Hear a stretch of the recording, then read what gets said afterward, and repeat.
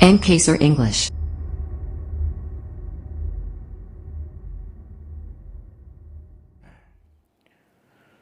Good morning students, how are you all? Let's start our today's topic, perfect continuous tense. अभी तक हमने सभी टेंसों के तीन भागों को पढ़ लिया है, इंडेफिनेट, कॉन्टिन्यूअस एंड परफेक्ट। आज हम परफेक्ट कॉन्टिन्यूअस टेंस के बारे में अध्ययन करने जा रहे हैं। यदि अभी तक आपने हमारे चैनल में पहली बार आए हैं और उन टेंसों का अभ्यास अभी नहीं किया है तो एक बार चैनल के ऊपर जा कर के पहले वाले सभी टेंसों के पार्ट्स को देखें, जिससे कि आपको अच्छे से समझ में आ सके सारे टेंसों को महत्व। चलिए शुरुआत करते हैं perfect continuous tense. Perfect continuous tense, जैसे कि हमने जब टेंस शुरुआत की थी तभी हमने इनके सभी टेंसों के भागों के बारे में पढ़ा था और वहाँ पे हमने अच्छे से क्लियर किया था कि परफेक्ट कॉन्टिन्यूअस टेंस क्या है, अर्थात सारे भागों के बारे में पढ़ा था, indefinite, continuous, perfect continuous. Perfect continuous के टेंस के बारे में हमने पढ़ा था वहाँ कि यहाँ समय के साथ से आता है और कार्य लगातार जारी होता है। अर्थात परफेक्ट का मतलब यहाँ पूर्ण होता है, कंटिन्यूस का मतलब लगातार होता है, तो काम यहाँ लगातार जारी होता है लेकिन लंबे समय से जारी होता है। अतः यहाँ ऐसा आवाज़ होता है कि कार्य पूर्णता की तरफ है लेकिन काम लगातार जारी होता है। एक एक टेंस को लेकर के चलते हैं। Present perfect continuous tense. Present perfect continuous tense, देखिए यहाँ कॉन्टिन्यूस टेंस के माध्यम से हमें पता चल रहा है कि काम लगातार जारी है और परफेक्ट से पता चल रहा है कि काम लगभग पूर्णता की तरफ है। समय के साथ से, देखिए इन वाक्यों के अंदर पहचान, इन वाक्यों के यदि हम पहचान की दृष्टि से देखें, प्रेजेंट परफेक्ट कॉन्टिन्यूस टेंस में पहचान देखें तो यहाँ पहचान क्या है इनकी।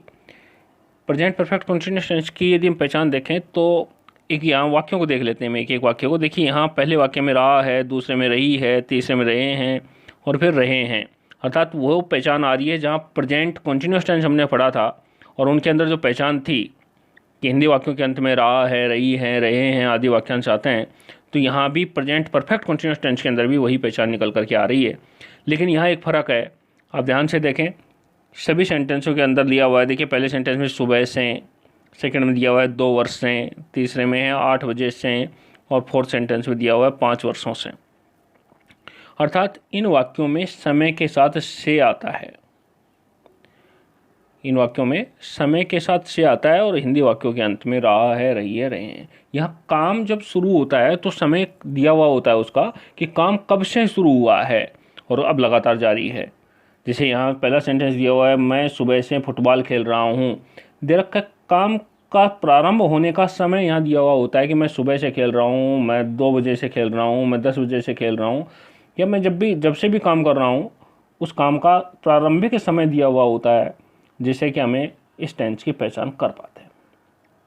अच्छे से क्लियर हो गया होगा। प्रारंभिक समय होता है कि कब से काम शुरू हुआ है और अब लगातार जारी है अभी भी, तो इससे हम ये पहचान कर पाते हैं कि ये परफेक्ट कॉन्टिन्यूस टेंस है।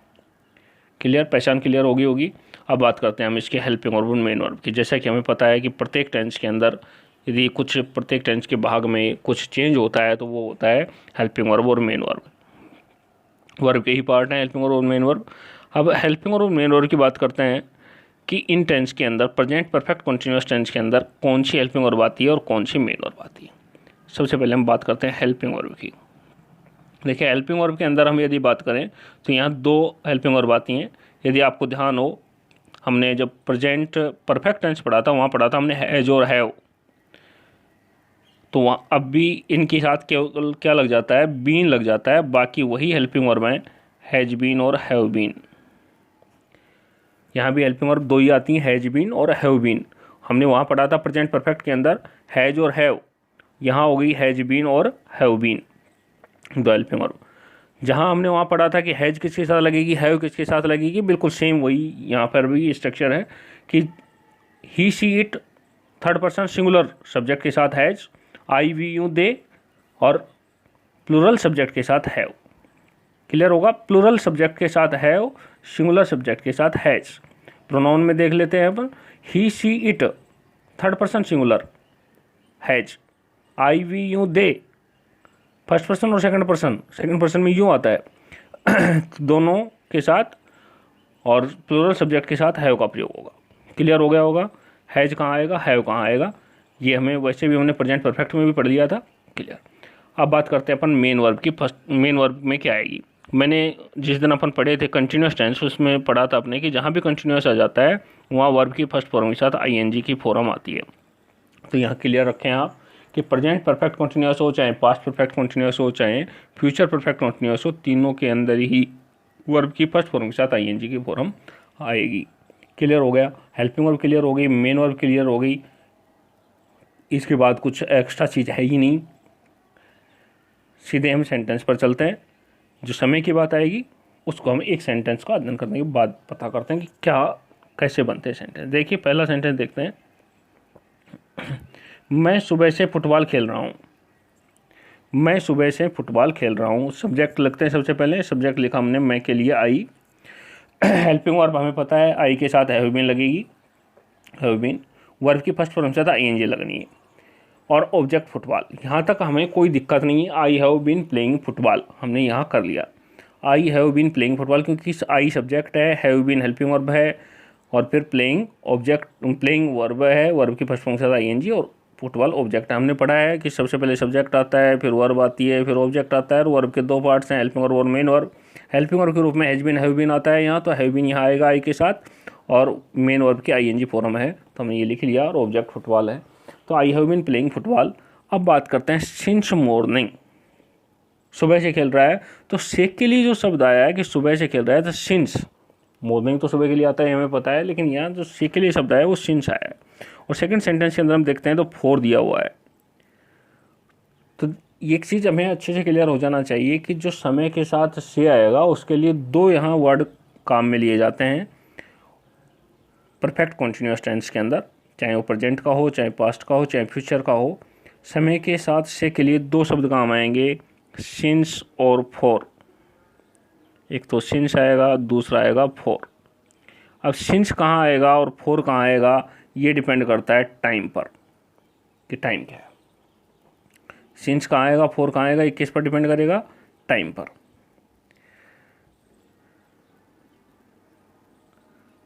देखिए टाइम पर कैसे डिपेंड करेगा।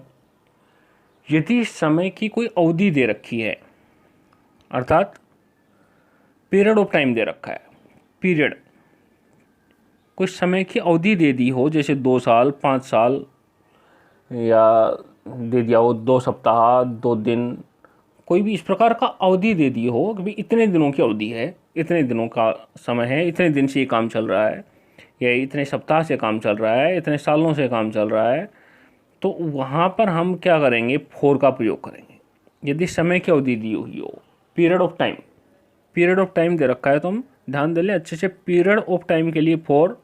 और यदि समय कोई निश्चित समय दे रखा हो, पॉइंट ऑफ टाइम दे रखा हो, समय बिंदु दे रखा हो, पॉइंट ऑफ टाइम, यदि पॉइंट ऑफ टाइम दे रखा हो, तो पॉइंट ऑफ टाइम दे रखा हो तो हम सिंस का प्रयोग करें। पॉइंट ऑफ टाइम से मतलब क्या है, जैसे भाई सोमवार से कोई काम कर रहे हैं, किसी निश्चित समय दे दिया, भाई सोमवार से काम कर रहे हैं, मंगलवार से काम कर रहे हैं, या फिर मई से काम कर रहे हैं, जून से काम कर रहे हैं, मतलब महीने का नाम दे दिया, या सन दे दिया, 1987 से काम कर रहे हैं, भाई 1990 से काम कर रहे हैं, कोई निश्चित समय दे दिया, तो निश्चित समय वहाँ आ गया पॉइंट ऑफ टाइम, सिंस का प्रयोग, पीरियड ऑफ टाइम फॉर का प्रयोग।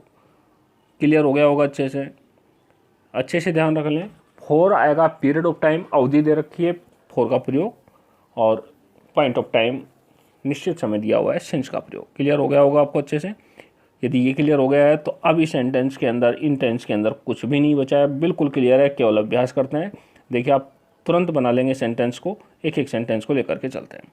पहला सेंटेंस वही था, मैं सुबह से फुटबॉल खेल रहा हूँ, तो I have been playing football since morning. Clear हो गया था ये सेंटेंस। अभी सेकंड सेंटेंस देखते हैं, वह 2 वर्ष से कॉलेज जा रही है। देखिए वह 2 वर्ष से कॉलेज जा रही है, सबसे पहले सब्जेक्ट लिखते हैं सी, हेल्पिंग वर्ब लिखते हैं, सी के साथ एज में लगेगा, वर्ब की फर्स्ट फॉर्म के साथ आईएनजी लगेगी। क्लियर तीनों चीज़ें, सबसे पहले subject, helping verb, main verb की फर्स्ट फॉर्म के साथ आईएनजी। तो कॉलेज कहाँ जा रही है, कॉलेज जा रही है। अब देखिए समय के साथ से, वह 2 वर्ष से, मैंने बताया था भाई अवधि दे रखी हो 2 वर्ष, 2 साल, क्या आएगा, फॉर, 2 वर्ष से फॉर का प्रयोग। क्लियर। नेक्स्ट सेंटेंस देखिए, वे 8 बजे से किताबें पढ़ रहे हैं। 8 बजे से, यहाँ समय देखिए 8 बजे से, पॉइंट ऑफ टाइम। अब देखिए एक एक लेके चलते हैं। वे के लिए दे के साथ have been helping verb, verb की मेन फर्स्ट फॉर्म के साथ ING. They have been reading, क्या पढ़ रहे हैं, बुक्स, सिंस 8 o'clock, समय के साथ आईएनजी सिंस। नेक्स्ट सेंटेंस देखिए, आप गत 5 वर्षों से हिंदी बोल रहे हैं। आप गत 5 वर्षों से हिंदी बोल रहे हैं, तो आप के लिए शब्द आता है यूं, हेल्पिंग वर्ब लगेगी हैव बीन, मेन वर्ब की फर्स्ट फॉर्म से आता है ing स्पीकिंग, क्या बोल रहे हैं हिंदी, और फॉर लास्ट 5 ईयर्स। देखिए फॉर लास्ट 5 ईयर्स, 5 ईयर्स क्या है, अवधि, पीरियड ऑफ टाइम। ध्यान बस केवल यही इसमें टेंस में समझने की चीज़ है, time, point of time, period of time, कि अवधि दे रखी है, फॉर का प्रयोग, निश्चित समय दे रखा है, सिंस का प्रयोग, बाकी इसमें कुछ भी अलग से नहीं है, बिल्कुल बेसिक सेंटेंस की तरह से है। नेगेटिव सेंटेंस की तरफ बढ़ते हैं। देखिए नेगेटिव सेंटेंस को, पहला वही उन्हीं सेंटेंस को मैंने नेगेटिव बना करके पेश कर रखे हैं जिससे कि आपको अच्छे से क्लियर हो जाए। देखिए मैं सुबह से फुटबॉल नहीं खेल रहा हूँ, सुबह से फुटबॉल नहीं खेल रहा हूँ, या केवल नहीं का प्रयोग हुआ है, बाकी सेंटेंस वो का वो है। अब नहीं कहाँ आएगा, ये ध्यान दे लें कि हेल्पिंग वर्ब के रूप में हमने क्या लिखा, हैज बीन और हैव बीन, और आई के साथ आता है हैव बीन, तो नोट कहाँ आएगा, दोनों के बीच में।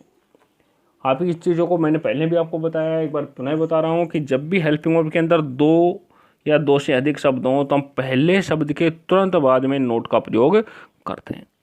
तो यहाँ हैव बीन, दो शब्द हैं हेल्पिंग वर्ब के अंदर, हैव बीन, तो हम पहले शब्द के तुरंत बाद, हैव के तुरंत बाद में नोट का प्रयोग कर दिया, बन गया हैव नॉट बीन।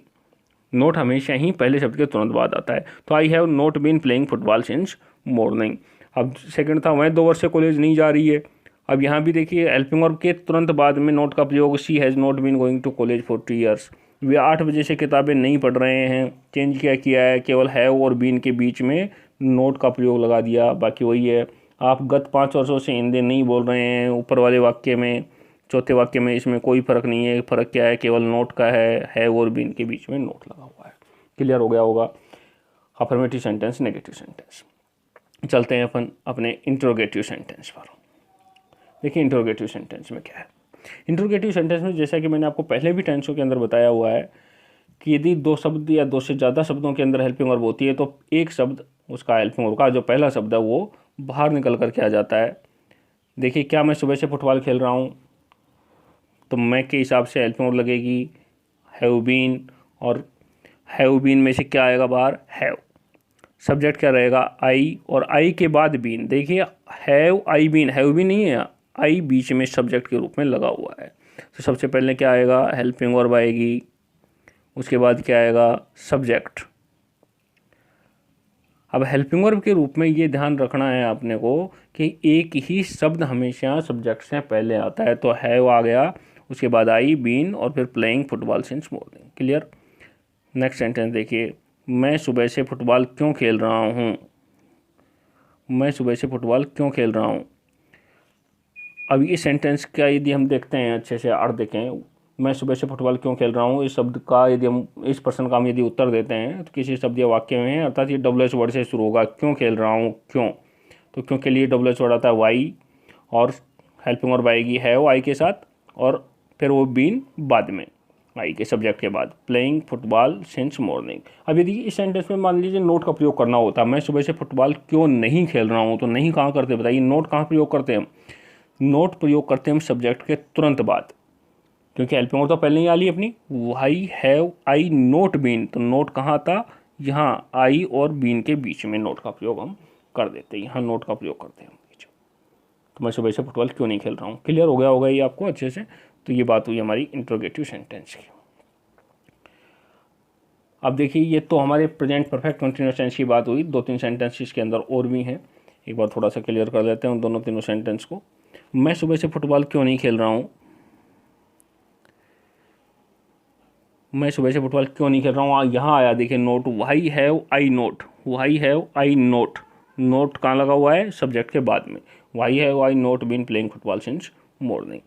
अगला देखिए, वह क्या वह 2 वर्ष से कॉलेज जा रही है, क्या वह 2 वर्ष से कॉलेज जा रही है, तो क्या हो जाएगा इसके अंदर भी वही, सब्जेक्ट से पहले आ गई helping verb has she been going to college for 2 years. ये हैज और ये बीन, बीच में क्या आ गया, सब्जेक्ट, अर्थात सब्जेक्ट के बाद दूसरा वर्ड आ गया।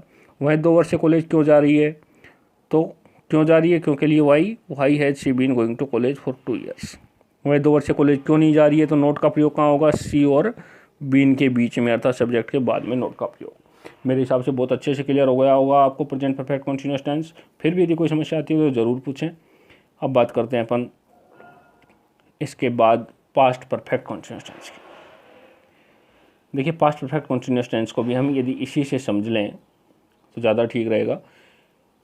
फिर भी मैं एक चीज़ आपको इनके स्ट्रक्चर के बारे में बता देता हूँ। देखिए यहाँ मैंने एक स्ट्रक्चर बना करके आप लोगों के लिए लिखी है। प्रेजेंट परफेक्ट कंटीन्यूअस टेंस में क्या स्ट्रक्चर रहती है। देखिए प्रेजेंट परफेक्ट कंटीन्यूअस टेंस में अभी हमने पढ़ लिया, अफर्मेटिव सेंटेंस पढ़ा हमने सबसे पहले सब्जेक्ट आता है, फिर हैज और बीन, हैज और बीन और हैव बीन आता है अर्थात हैज बीन और हैव बीन, और फिर वर्ब की फर्स्ट फॉर्म के साथ आईएनजी और ऑब्जेक्ट। और यहाँ जो नेगेटिव सेंटेंस था मैंने अभी भी बताया था आपको, हैज हैव के बाद और नोट बीन से पहले नोट का प्रयोग होता है। हैज हैव के बाद और नोट्स बीन से पहले। इंट्रोगेटिव में देखें तो हैज हैव की सबसे पहले आ जाएगा सब्जेक्ट, फिर बीन बाद में। देखिए हैज बीन हैव बीन टूट गए हैं आपस में, हैज और हैव पहले, फिर सब्जेक्ट, फिर बीन और फिर वर्ब के फर्स्ट फॉर्म के साथ आईएनजी। यदि इंट्रोगेटिव सेंटेंस डबल होते हैं, आपने पढ़ा है कि इंट्रोगेटिव सेंटेंस पहला तो हेल्पिंग वर्ब से और दूसरा डबल एस वर्ड से शुरू हो रहा है, तो डबल एस वर्ड के तुरंत बाद हैज हैव, फिर सब्जेक्ट, फिर बीन और फिर वर्ब के फर्स्ट फॉर्म के साथ आईएनजी। क्लियर हो गया होगा। आगे देखिए पास्ट परफेक्ट कंटीन्यूअस। अब बात करते हैं पास्ट परफेक्ट कंटीन्यूअस टेंस की। Past perfect continuous tense, past perfect continuous tense के अंदर क्या चेंज हो रहा है। देखिए अभी हमने पढ़ा था प्रेजेंट परफेक्ट कंटीन्यूअस टेंस के अंदर यहाँ पर हैज बीन हैव बीन था, और यहाँ पे देखिए क्या दिया हुआ है, केवल हैड बीन दिया हुआ है, अर्थात सब्जेक्ट के रूप में चाहे कुछ भी हो, यहाँ पे केवल हम क्या करेंगे, हैड बीन करेंगे। सब्जेक्ट कुछ भी हो और कोई भी चेंज नहीं है यहाँ। अब यदि नोट लगेगा तो had plus not plus been, वही हैज बीन की तरह से यहाँ दोनों के बीच में पहले आएगा। इंट्रोगेटिव सेंटेंस में तो हैड पहले आएगा, बीन सब्जेक्ट के बाद रहेगा। वही डबल एच वर्ड के साथ भी वही कंडीशन है, हैड पहले रहेगा, बीन बाद में रहेगा। क्लियर हो गया होगा यहाँ पे, और कोई चेंजिंग नहीं है प्रेजेंट परफेक्ट कंटीन्यूअस में और पास्ट परफेक्ट कंटीन्यूअस टेंस में ना के बराबर चेंजिंग है। हेल्पिंग वर्ब की चेंज है, वहाँ हैज बीन हैव बीन आता है, यहाँ हैड बीन आता है, और कोई चेंज नहीं। फ्यूचर परफेक्ट कंटीन्यूअस टेंस में चलते हैं। फ्यूचर परफेक्ट कंटीन्यूअस टेंस की हेल्पिंग वर्ब देखिए, इसमें भी हेल्पिंग वर्ब का ही चेंज होगा और कोई चेंज नहीं होता है। हेल्पिंग वर्ब क्या होंगी यहाँ पे, shall have will have been, shall have been will have been, यह हेल्पिंग वर्ब के रूप में और एक शब्द बढ़ गया, shall have been will have been. तो यहाँ पे देखिए आपको बताया था कि आई वी के साथ शैल, बाकी सभी सब्जेक्ट के साथ विल, इन चीज़ों के बारे में हम पहले ही पढ़ चुके हैं।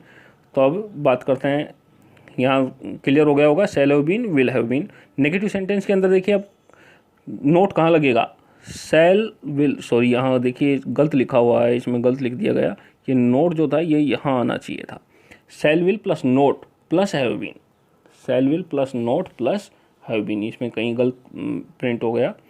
तो subject plus shall will plus not plus have been, पहले सब्जेक्ट के तुरंत बाद नोट, मैंने आपको पहले भी बताया कि पहले सब्जेक्ट के तुरंत बाद नोट का प्रयोग होगा। तो subject plus shall will plus not plus have been plus verb की फर्स्ट फॉर्म के साथ आईएनजी। अगले में देखिए इंट्रोगेटिव सेंटेंस। इंट्रोगेटिव सेंटेंस के अंदर भी क्या होगा, वही शैल विल पहले आ जाएगा, सॉरी इसमें भी गलत कर दिया, शैल विल पहले आएगा, केवल हैव जो है ये सब्जेक्ट के बाद आएगा। Shall will plus subject plus have plus been plus verb की फर्स्ट फॉर्म। यहाँ कहीं प्रिंट में मिस्टेक होगी लिखने में, तो ये कुछ गड़बड़ हो गई है। शैल विल प्लस सब्जेक्ट, ये जो हैव जो था ये सब्जेक्ट के बाद आएगा, हैव बीन एक साथ। Shall will plus subject plus have been plus verb की फर्स्ट फॉर्म के साथ आईएनजी। अगले में देखिए डबल एच वर्ड, फिर शैल विल और फिर ये सब्जेक्ट और ये हैव सब्जेक्ट के बाद, ये तीनों ही फ्यूचर में वाले में कहीं ना कहीं लिखने में कहीं शायद प्रिंटिंग मिस्टेक रही है। तो double h word plus shall will plus subject plus have been plus V I N G, अर्थात केवल बस आपको तो ध्यान केवल एक चीज़ रखनी है कि जब भी हम हेल्पिंग वर्ब के रूप में दो या दो से अधिक शब्द आते हैं तो उनमें से पहला जो शब्द है वो हेल्पिंग वर्ब के रूप में जिसमें नोट लगाना है, हमें नेगेटिव बनाना है तो उसमें पहले शब्द के तुरंत बाद नोट लगेगा। इंट्रोगेटिव बनाना है तो उसका पहला शब्द ही सब्जेक्ट से पहले आएगा, बाकी सब्जेक्ट के बाद रहेंगे। क्लियर हो गया होगा अब आपको अच्छे से। एक दो सेंटेंस को मैं अभ्यास करवा देता हूँ। देखिए अफर्मेटिव सेंटेंस शुरुआत से, मैं सुबह से फुटबॉल खेल रहा हूँ, यदि हम इसमें ही मुख्य जगह था कर देते हैं, मैं सुबह से फुटबॉल खेल रहा था, तो क्या बन गया ये पास्ट परफेक्ट कंटीन्यूअस का, और हैव की जगह क्या बन जाएगा had, I had been playing. Football since morning, clear हो जाएगा। बस केवल इतना ही चेंज है। मैं 2 वर्ष से कॉलेज जा रही थी, है की जगह थी कर दिया, है की जगह थी करते ही हैज़ की जगह हैड हो गया, और कोई चेंज नहीं। ऐसे ही अगले में वे 8 बजे से किताबें पढ़ रहे हैं, वे 8 बजे से किताबें पढ़ रहे, तो वे 8 बजे से किताबें पढ़ रहे थे, हैव की जगह had, they had been reading book since 8 o'clock, clear. तो केवल हैव की जगह हैड किया है, बाकी कोई चेंज नहीं है। आगे भी हम इसमें देखेंगे, नेगेटिव सेंटेंस के अंदर भी हैव की जगह हैड कर देंगे, पास्ट परफेक्ट कॉन्टिन्यूस टेंस के वाक्य बन जाएंगे। नेगेटिव में भी यही होना है, और कोई चेंज नहीं है। आप अपने आधार के ऊपर अभ्यास करके देखना, फिर भी कोई समझ में नहीं आता तो पूछना। फ्यूचर, यदि हम बात करें फ्यूचर परफेक्ट कॉन्टिन्यूस टेंस की, तो उनमें से भी कुछ कोई भी अलग से चीज़ नहीं है। उनमें भी क्या होता है, shall have been will have been आता है, तो वही shall have been will have been के अंदर पहला शब्द के बाद नोट का प्रयोग होगा, और पहला शब्द ही इंटरोगेटिव सेंटेंस के अंदर सब्जेक्ट से पहले आएगा। यहाँ भी यदि हम देखें, मैं सुबह से फुटबॉल खेल रहा हूँगा, तो यहाँ आई सेल हैव बीन, यहाँ क्या हो जाएगा, हैव बीन तो पहले से ही लिखा हुआ है, जैसे यहाँ सेल हो लग जाए, I shall have been playing football since morning, तो इसमें कहीं भी कोई दिक्कत है ही नहीं। इनमें थोड़ा बहुत जहाँ चेंज हो रहा है वो केवल केस में होता है, नेगेटिव और इंटरोगेटिव में, क्योंकि यहाँ पे एक शब्द बाहर निकलता है। तो जैसे यहाँ मैं सुबह से फुटबॉल नहीं खेल रहा हूँ, यहाँ करेंगे तो हम हेल्पिंग और कहाँ लगाएंगे, आई सेल, यहाँ क्या लिखेंगे अपन, आई सेल, आई के बाद सेल और फिर not and then have been, I shall not have been.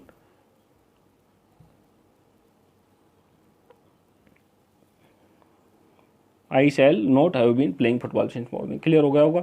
वह 2 वर्षों से कॉलेज नहीं जा रही है, यहाँ भी वही होगा, she will not have been, she will not have been, या हैज़ नॉट बीन की जगह हम क्या कर देंगे, विल नॉट हैव बीन कर देंगे, going to college for 2 years। वे 8 बजे से किताबें नहीं पढ़ रहे हैं, तो वही they will not have been, will not have been, clear. तो ये आपको अच्छे से क्लियर होना चाहिए। इंट्रोगेटिव के अंदर क्या होगा, वो शब्द पहले आएंगे, सेल विल पहले आएंगे। क्या मैं सुबह से फुटबॉल खेल रहा हूँगा, तो क्या आई के साथ सेल, तो shall I have been, shall I have been. देखिए यहाँ पहले तो क्या आ जाएगा, सेल आएगा, पहले तो यहाँ सेल आ जाएगा, और I shall I have been, I के बाद have been, shall I have been playing football since morning, clear. तो आशा करते हैं आपको अच्छे से तीनों के परफेक्ट कंटिन्यूस टेंस समझ में आ गए होंगे। फिर भी किसी को कोई भी कन्फ्यूजन हो तो आप कमेंट्स करके ज़रूर बताएं, मैं उसे अपने अगले पार्ट्स के अंदर बिल्कुल क्लियर करने का पूरी कोशिश करूंगा। और एक बार मैं पुनः कहता हूं कि यदि अभी तक आपने पुनः अपने उन टेंसों का अभ्यास नहीं किया है, जो मेरे पहले वाले पार्ट्स, मैंने 5 पार्ट्स बना रखे हैं, आज ये 6ठा पार्ट्स है, तो एक बार उनको आप देखें, जिससे कि आपको अच्छे से क्लियर हो सके कि क्या कौन से टेंस के अंदर किस प्रकार से वाक्य बनते हैं। क्योंकि प्रारंभिक जो चीज़ें बनाई गई हैं टेंसों के अंदर, प्रारंभिक पार्ट्स जो बनाए गए वो ज़्यादा इम्पोर्टेंट हैं, क्योंकि वहीं से क्रमबद्ध आगे हम बढ़ पाए हैं। तो आपको यदि कोई भी परेशानी हो तो निश्चित रूप से उसे शेयर करें, कमेंट्स करके बताएं, और यदि आपको समझ में आया है तो इसे लाइक करें। Thank you.